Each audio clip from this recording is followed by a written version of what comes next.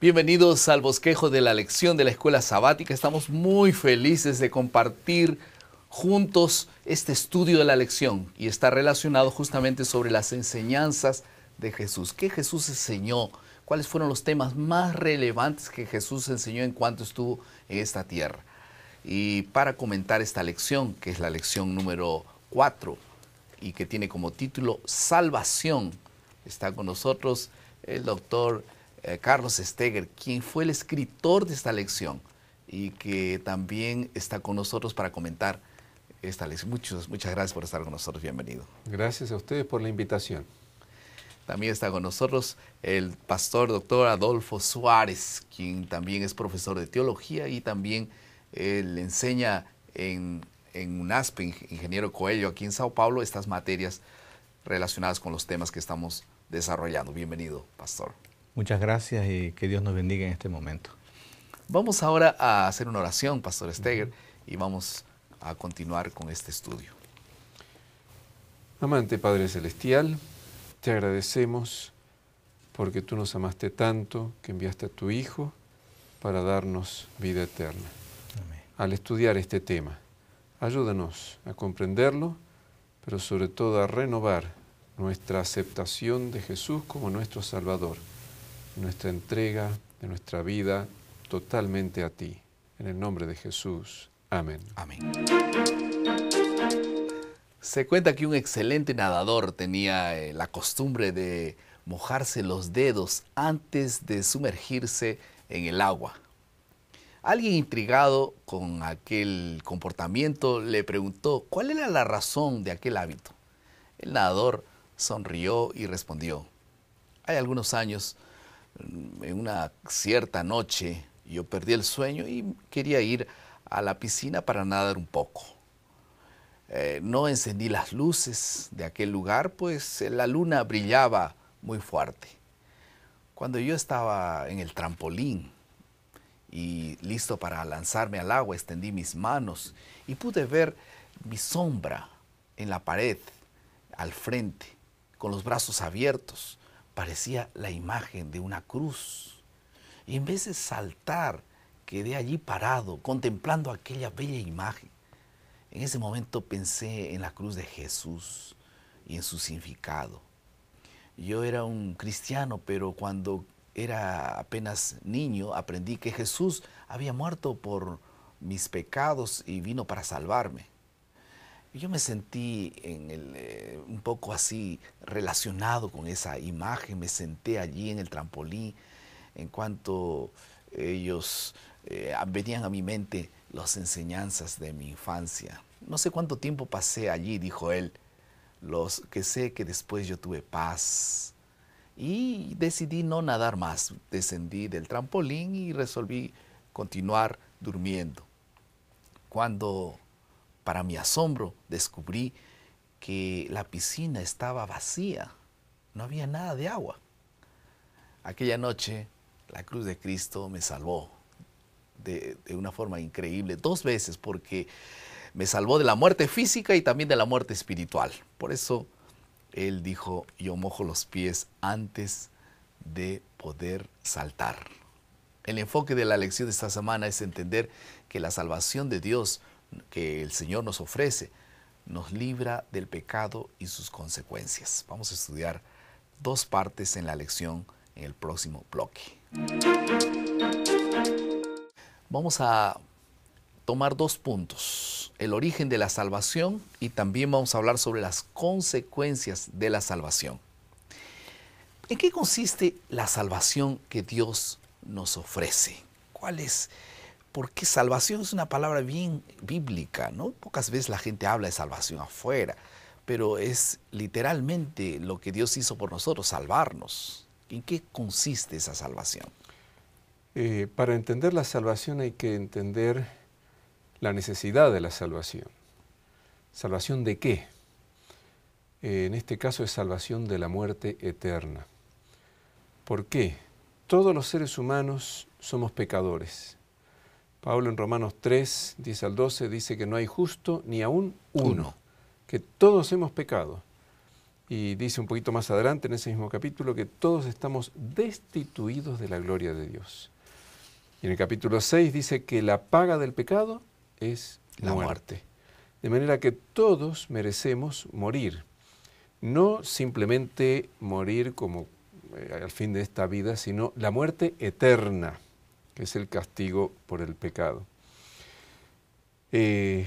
Si no fuera porque Jesucristo vino, no tendríamos ninguna esperanza y seríamos como dicen los ateos, los existencialistas, que el hombre es un ser para la muerte, que cada día se parece más al cadáver que va a llegar a ser cuando muera y que no tiene ningún sentido su vida. Pero el Señor, Dios, que nos ama tanto, envió a su Hijo para que ocupara nuestro lugar.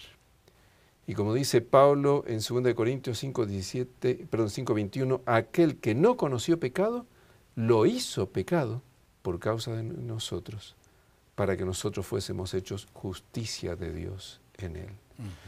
Cristo entonces recibió en la cruz el castigo por todos los pecados que cada uno de nosotros cometió, pagando por nuestros pecados de tal manera que nosotros quedamos libres, salvos, y no tenemos que recibir la condena de muerte. Quiere decir que nosotros no fuimos creados para morir, ¿no?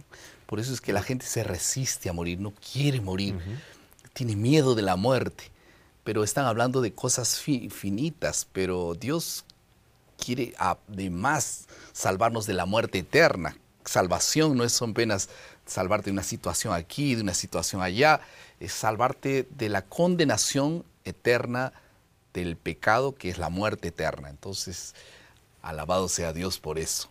Ahora, la salvación es el resultado de la iniciativa de Dios.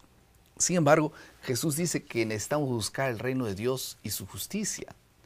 Eso dice Mateo 6:33. Por otro lado, Lucas 13:24 dice que debiéramos esforzarnos por entrar por la puerta estrecha. ¿Eso qué quiere decir? Que necesitamos buscar nuestra salvación. ¿Es así que ocurre, Pastor Adolfo? Esos dos versículos son muy interesantes y los dos hablan de un único tema.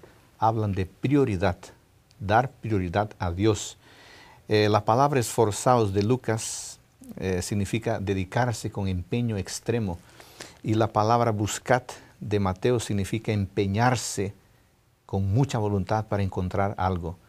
De modo que en el proceso de salvación, lo que hagamos no tendrá efecto meritorio, pero Dios nos invita a que usemos nuestra libertad para buscarlo con todo el empeño que podamos. Y inclusive habla de buscar a Dios con todo el corazón, ¿no? Eso quiere decir que no sé si alguien tiene esa búsqueda. Yo quiero buscar a Dios de corazón. ¿Cómo comienza ese deseo? ¿Hay alguna iniciativa divina previa? Sí, es Dios el que toma la iniciativa para nuestra salvación. Y eso está reflejado en los evangelios de muchas maneras. Parábolas que contó Jesús, la parábola de la moneda perdida, de la oveja perdida, del hijo pródigo, por citar algunos ejemplos de cómo Dios toma la iniciativa y sale a buscar al hombre. Así como salió a buscar a Adán y Eva cuando Adán y Eva pecaron. Fue Dios el que los buscó y los llamó. Así también a lo largo de toda la historia Dios siempre nos está buscando y llamando para llevarnos a la salvación. Amén. Ahora, ¿cuáles son las bendiciones de la salvación? Lucas 4:18 dice que el Espíritu del Señor está sobre mí, que me levantó para, y Él dice algunas cosas lindas ahí, para evangelizar a los pobres, que es darles conocimiento de salvación, para proclamar libertad a los cautivos, eso quiere decir perdón de pecados. También habla de la restauración de la vista de los ciegos, para darnos visión de futuro, esperanza para el mañana. y ponernos en libertad a los oprimidos. Esto es paz, ¿no? Esto es ya no estar bajo el yugo del pecado. Qué maravilla, ¿no? Qué lindos beneficios que la Biblia habla. Sí, me estaba acordando cuando presentabas esto, cómo Jesús también dijo que si el Hijo os libertare, seréis verdaderamente libres. El mundo ofrece una falsa libertad. Una falsa esperanza, una falsa, todo, ¿no? Todo falso. Porque si Jesús dice seréis verdaderamente libres, quiere decir que está la otra, que en realidad es un libertinaje. Esa falsa libertad que es un libertinaje. Pero cuando nos entregamos al Señor Jesús, ahí realmente somos verdaderamente libres del pecado en cuanto a el pasado, del sentimiento de culpa, el pecado en el presente, de las garras del pecado que antes nos tenían atados con malos hábitos. Todo eso, Jesús, su presencia transformadora, nos da libertad. Y nos va a terminar de librar cuando nos libre de la presencia del pecado, cuando Él venga por segunda vez. Y si es todo un contexto, no solamente circunstancial de aquel momento, es todo un asunto general de la presencia, del poder del pecado y todo lo demás. Vamos ahora a la tercera parte de nuestro bosquejo, que es la aplicación. En la próxima semana nosotros estudiaremos un poco acerca de cómo podemos ser salvos. Pero vamos a terminar esta primera parte que hablamos sobre la salvación, sobre algunos pasos necesarios para ser salvos. En primer lugar, necesitamos reconocer nuestra necesidad de salvación. Quien esté enfermo y no quiere reconocer su realidad, difícilmente va a buscar ayuda. En segundo lugar, nosotros necesitamos buscar ayuda y perdón en Dios. No en seres humanos, ni en dinero, ni en médicos famosos, porque nuestra enfermedad no puede ser curada por otra persona, sino por Dios.